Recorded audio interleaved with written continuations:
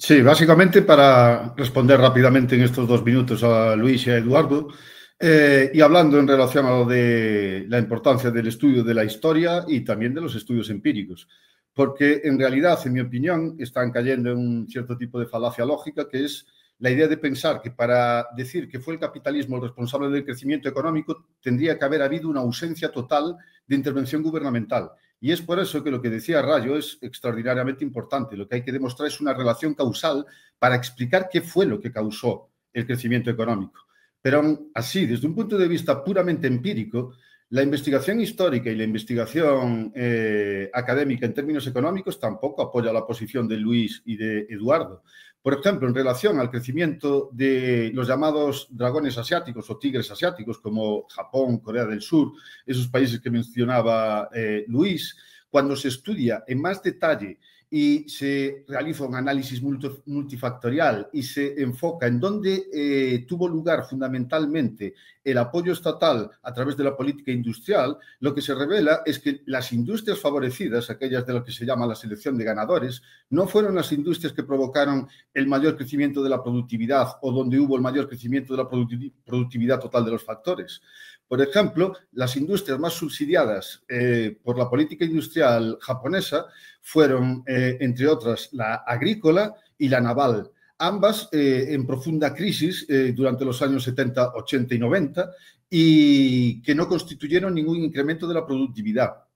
En cambio, las industrias que sí que representaron el crecimiento y el aumento de las exportaciones, especialmente en sectores como el de la electrónica, productos eléctricos o la informática, cosas de ese estilo, recibieron, comparativamente hablando, una parte mínima de ese tipo de ayuda.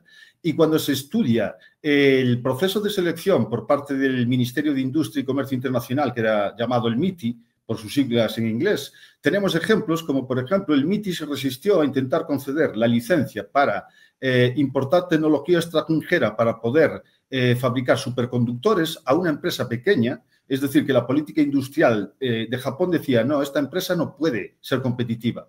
Esa empresa, gracias a que perseveró, consiguió al final esos permisos y se convirtió en Sony. Sony se convirtió en un gigante no debido a la política industrial, sino a pesar de la política industrial. Y aunque empresas como Toyota recibieron ayudas o contratos públicos, uno de los elementos que más se puede ver en cuanto a la política industrial japonesa es cómo en realidad el Ministerio de Industria creía que la existencia de 9 o 10 empresas de automoción japonesas era un mal gasto y un error y quería realizar una gran fusión logrando al final una o solo 2. Esas empresas se resistieron y no se realizó. Y al final de una década, de esas 10 empresas, 8 estaban entre las 10 más competitivas a nivel internacional. En el caso de Corea del Sur... muy bien. Ahora, Eduardo.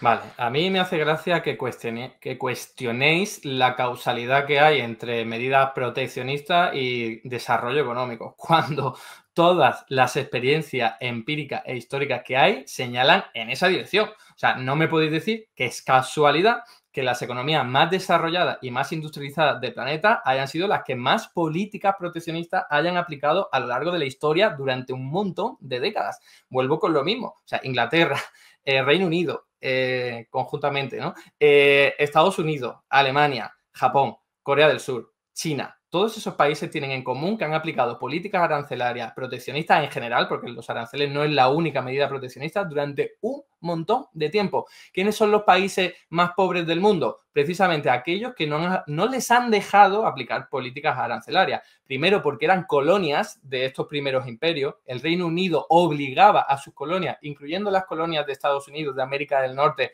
por aquel entonces, les obligaba a especializarse en materias primas, en el sector primario, porque es el menos rentable, el que menos productividad genera, para quedarse ellos la gran joya de la corona, que era la industria. Eso lo hicieron con India, lo hicieron con todos los países de Latinoamérica también, aunque en otra medida, en otro grado, con los de África, con los de Asia. Por eso, los únicos países que han logrado sobrepasar toda esa imposición de no te protejas para que mis productos invadan tu mercado y sigas siendo pobre, te estás especializando en el sector primario, a ver si sales así de la pobreza. Nunca salen, spoiler, nunca salen.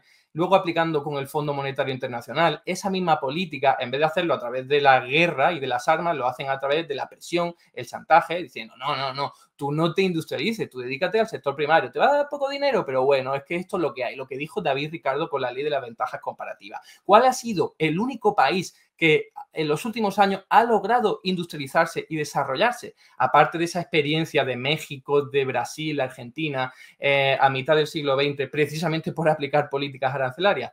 China, por aplicar medidas proteccionistas a muerte, limitación a la inversión extranjera directa. También hablamos de subvención a sus productos y a sus empresas públicas. Si no haces eso, no puedes prosperar, no puedes competir. Acabo con lo siguiente.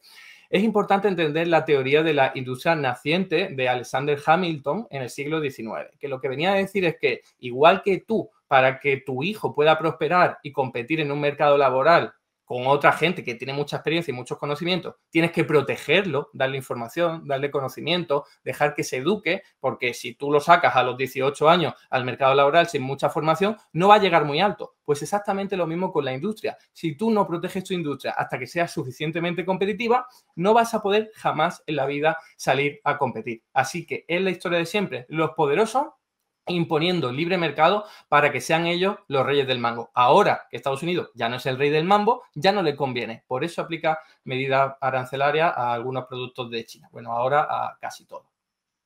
Genial, muchas gracias, Eduardo. Tienes Bueno, el turno de...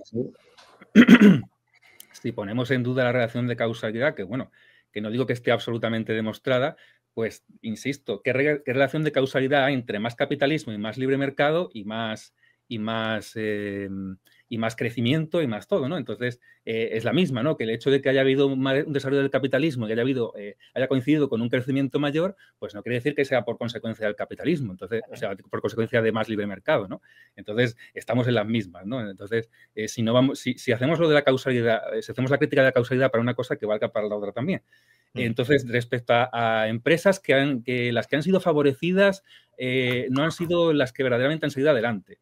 Bueno, hablo de la ley de patentes más selectiva de la historia, que es la de Suiza, que favorecía a sus dos industrias más grandes y que lo siguen siendo a día de hoy, que son la farmacéutica y la de los relojes. La de los relojes estaba muy desarrollada y necesitaba patentes, y la de la farmacéutica todavía no estaba desarrollada y necesitaba que la ley de patentes fuera muy laxa. Entonces, patentes para uno y no patentes para otros. ¿Por qué? Porque así lo necesita mi industria nacional y punto.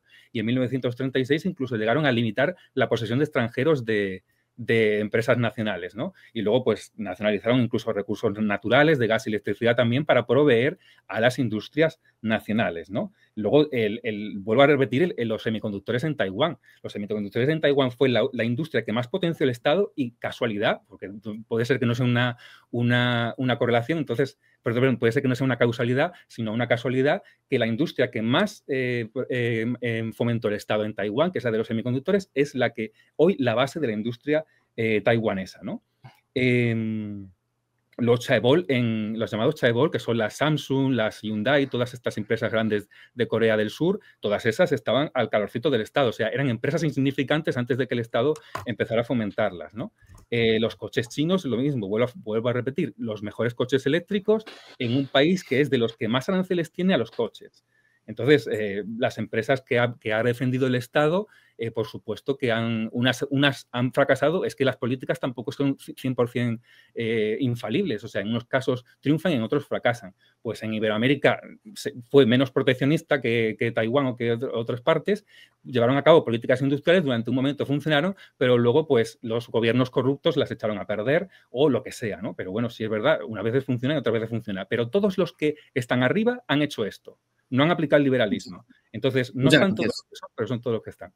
Bueno, yo insisto en que no estáis demostrando ninguna relación de causalidad. Estáis apelando a relaciones de correlación que se daban entre los países que tenían altos aranceles y se desarrollaron, y también entre los países que tenían bajos aranceles y no se desarrollaron. Por ejemplo, si miramos la correlación entre... Correlación, no causalidad. Correlación entre aranceles y crecimiento económico en la segunda mitad del siglo XIX, lo que vemos es que aparentemente, es verdad, los países con más aranceles crecieron más. Entonces uno podría decir, bueno, pues ahí hay una relación de causalidad. Problema, si corregimos por el ciclo económico, porque claro, durante las crisis económicas cae el PIB, suele haber un rearme proteccionista por parte de los estados y luego se mantienen los aranceles aunque se recupere la economía. Si corregimos por el ciclo económico, esa correlación desaparece. Si miramos esa correlación entre los países de la periferia europea, incluida España, esa relación o correlación es negativa. Por tanto, estáis hablando aquí de ciertas tendencias históricas que, además, me resulta gracioso que Eduardo diga los poderosos son los que se imponen y los que imponen su ley, pero esa lógica no la aplica con los aranceles, repito nuevamente. ¿Por qué las industrias poderosas bien conectadas con el poder político no son las que imponen su voluntad de protección, castigando a los consumidores nacionales? Y también, porque ese es otro problema de la política industrial, ¿a qué industria protegemos? ¿Las protegemos a todas? Entonces, la industria que necesite importar inputs baratos para volverse competitiva, ¿también la castigamos con aranceles sobre las importaciones? Entonces, o las protegemos a todas o las protegemos selectivamente.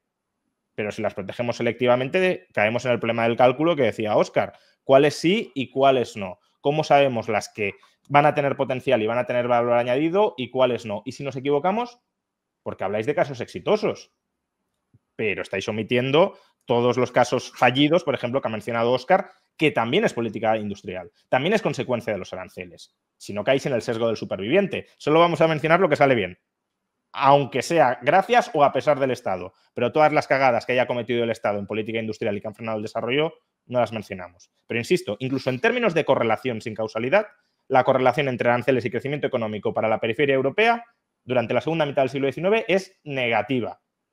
E incluso entre los que es positivo, argumentadme la relación de causalidad. No os quedéis en la mera correlación histórica, porque hay otras posibles explicaciones de por qué cuando un país se desarrolla tiene aranceles altos. Por ejemplo, que las élites empresariales capturan el poder político y buscan protección frente a la competencia extranjera para sablear y parasitar a sus consumidores nacionales.